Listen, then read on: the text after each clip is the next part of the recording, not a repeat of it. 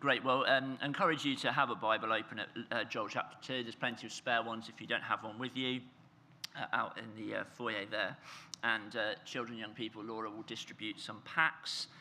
Just encourage you, if you're a child or young person, not to rush ahead and try and keep up with where we're at in the sermon as we work through this together. So we started a series last week in the book of Joel in the Old Testament, which I've called a wake-up call, a wake-up call.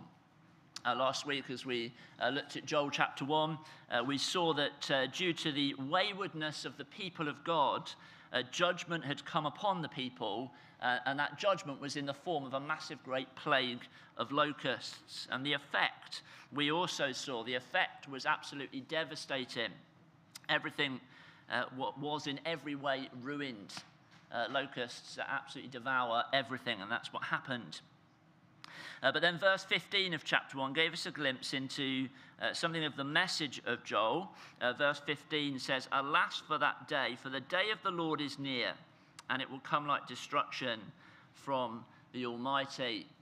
Whilst this plague and this judgment from God was very real and rooted in history, nevertheless it pointed forwards to the day of the Lord, a day when God will judge the entire earth in its entirety and with finality, a day yet to come, a future day. And amidst this judgment and destruction brought by the locusts and from the hand of God, we saw in verse 19 Joel crying out to God. Joel cries out to God, "To you, Lord, I call." God is our only hope. And that's important for us to remember, because that's the message, not just of Joel, message of the entire Bible, that God is our only hope. In a world where perhaps we increasingly think we're self-sufficient and we can go it alone, we're reminded actually that we have no hope apart from God. God is our only hope, the only hope for humanity. Well, let's have a look then at chapter 2 together. So section 1, children and young people, on your sheets, and section 1 is from bad to worse, from bad to worse, and this is verses 1 through to 11. I'm pretty sure we've all used that phrase at some point or another in our lives. Things seem to be going from bad to worse. We might say that if we're facing a difficult situation, it went from bad to worse. For me, as a football fan, specifically a Leicester City football fan, the whole season seems to have gone from bad, and it's just gone right downhill, worse, and worse. Perhaps on a more serious note, maybe as you look back over the last 6 months or 12 months of your life, maybe that's how you might summarize your circumstances, that things have gone from bad to worse.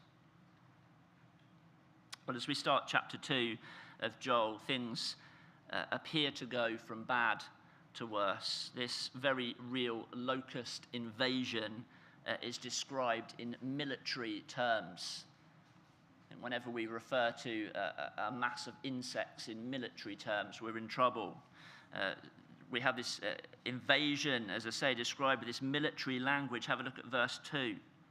"Like the dawn spreading across the mountains, a large and mighty army comes, such as never was in ancient times, nor ever will be in ages to come." The description of God's judgment has hotted up. And then the end of verse 1, "Let all who live in the land tremble, for the day of the Lord is coming. It's close at hand, a day of darkness and gloom, a day of clouds and blackness." This is not just a bad situation. This is God's judgment upon the people. And this is not just speaking of a judgment past either. As we just said, this is anticipating a day of judgment yet to come, what Joel calls the day of the Lord. And we see here that God is present in judging by some of the language that we read in these verses. So we have the language of darkness and clouds. Darkness and clouds. Reminds us of, if we were to turn back into the Old Testament, into Deuteronomy 5, where the law is given to Moses, and Moses goes up the mountain, and the law